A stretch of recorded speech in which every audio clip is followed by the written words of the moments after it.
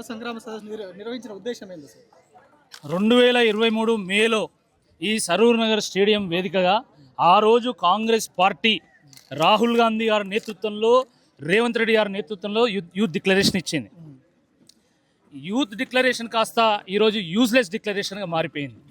Youth డిక్లరేషన్లో ఇచ్చినటువంటి ఏ ఒక్క హామీ కూడా ఇప్పటివరకు నెరవేర్చలేదు. Job calendar కాకెత్తుకపోయింది.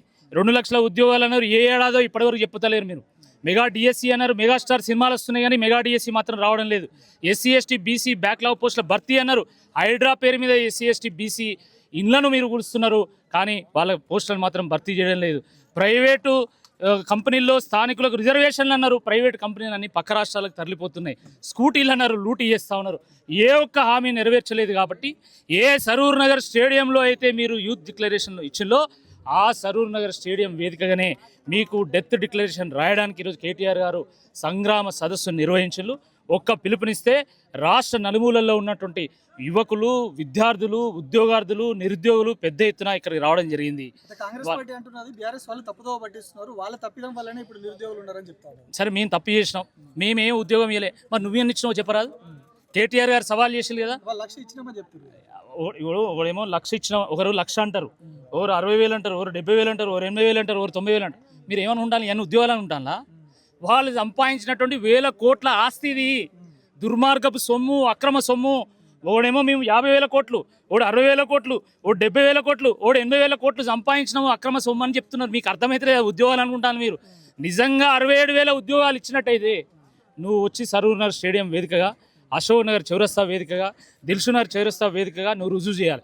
ఒకవేళ రుజువు చేయలేదనుకో, ఈ అశోక్ నగర్ చౌరస్తాలో, దిల్షు నగర్ చౌరస్తాలో నువ్వు, మీ అధినాయకుడు పప్పు రాహుల్ గాంధీ ఇద్దరు కలిసి ముక్కు నేలకు రాకాలి. తెలంగాణ రాష్ట్రాన్ని సాధించినటువంటి పార్టీ బీఆర్ఎస్ పార్టీ. నాడైనా నేడైనా ఏనాడైనా తెలంగాణ గడ్డకు అన్యాయం జరిగినా, తెలంగాణ బిడ్డకు కష్టం వచ్చినా ఆ అన్యాయాన్ని ప్రశ్నించేది, ప్రతిఘటించేది, దానిపైన పోరు సలిపేది బీఆర్ఎస్ పార్టీ. ఆ బిడ్డల్ని కాపాడుకునేది బీఆర్ఎస్ పార్టీ. కాబట్టే ఈరోజు సంగ్రామ సదస్సును మేము నిర్వహించినాము. ఈ సంగ్రామ సదస్సు కాకముందే గత నెల రోజులుగా దిల్సుఖ్నగర్ వేదికగా వేలాది మంది నిరుద్యోగులు వచ్చి రోడ్డెక్కి రోధిస్తూ ఉన్నారు.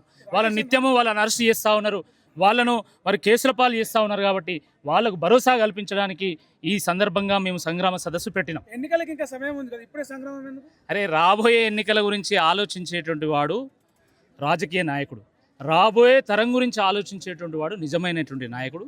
కేటీఆర్ గారు నిజమైనటువంటి నాయకుడు, ఈ జంజీకి తగ్గటువంటి నాయకుడు, ఈ రాష్ట్ర యువకులకు ఒక ఆశాకిరణం. కాబట్టి ఆయన సంగ్రామ సదస్సును పెట్టిండు. ఇప్పటికిప్పుడు నేను ఎమ్మెల్సీ కావాలి, కేటీఆర్ గారు మంత్రి కావాలి, కేసీఆర్ గారు ముఖ్యమంత్రి కావాలని మేము కోరుకోవట్లేదు. మీరు ఇచ్చినటువంటి హామీలు నెరవేర్చాలి. వీళ్ళ భవిష్యత్తు ఆగం కాకూడదు.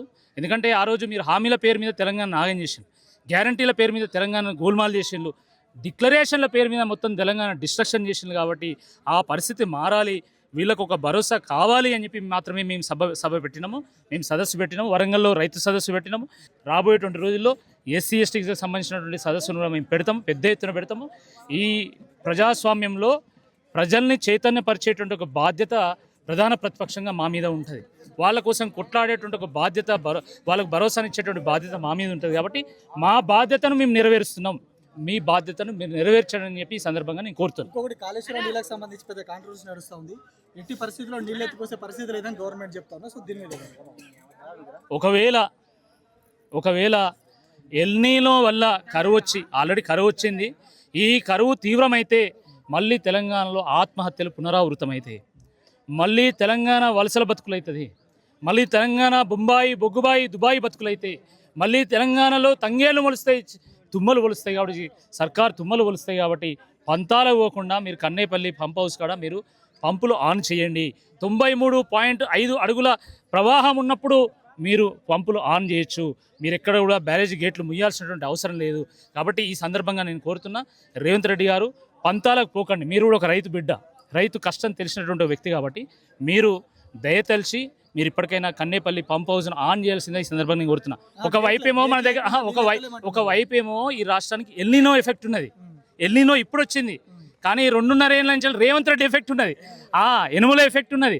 ఆ ఎనుముల ఎఫెక్ట్ వల్ల, ఈ ఎల్నినో ఎఫెక్ట్ వల్ల రాష్ట్ర భవిష్యత్తు మొత్తం మరి దిక్కులేని భవిష్యత్తుగా తయారయ్యేటువంటి అవకాశం ఉంది కాబట్టి ఇంత ప్రమాదంలో ఉన్న కేసీఆర్ గారు తెలంగాణకు రక్ష అని చెప్తారు, తెలంగాణకు కేసీఆర్ ఉంటే చాలు అని చెప్తారు. ఎందుకు కేసీఆర్ గారు బయటకు వస్తారు? తెలంగాణకు శ్రీరామ రక్ష ఎప్పుడైనా బీఆర్ఎస్ పార్టీయే. సందర్భం వచ్చినప్పుడు బీఆర్ఎస్ పార్టీ రామబాణాన్ని సంధిస్తుంది. తెలంగాణ బిడ్డలకు శ్రీరామ రక్షగా నిలబడుతుంది అని చెప్పడానికే ఈ సదస్సును మేము నిర్వహించినాం.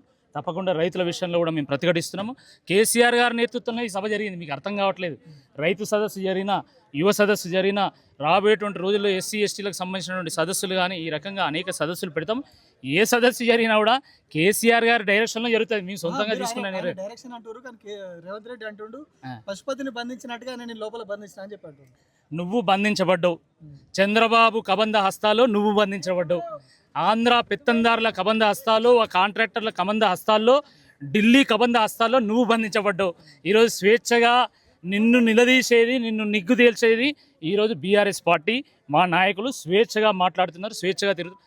నీకు దమ్ము ధైర్యం ఉంటే సెక్యూరిటీని వదులుకొని నువ్వు రా, ఒకసారి అశోక్ నగర్ రా, ఎవడు బంధించబడ్డాడో తెలుస్తుంది. నువ్వు సెక్యూరిటీని పెట్టుకొని బయటికి వెళ్తే 1000 మంది పోలీసులను పెట్టుకొని నువ్వు పెద్ద మొగనువా? దమ్ముంటే రా అశోక్ నగర్, నీ సెక్యూరిటీ వదులుకొని రా. ఈ రాష్ట్ర యువకులు చూపెడతారు సత్తా ఏందో. కాబట్టి ఈ దిక్కుమాలిన పుండకోరు ముచ్చట్లు మానుకోవాలి.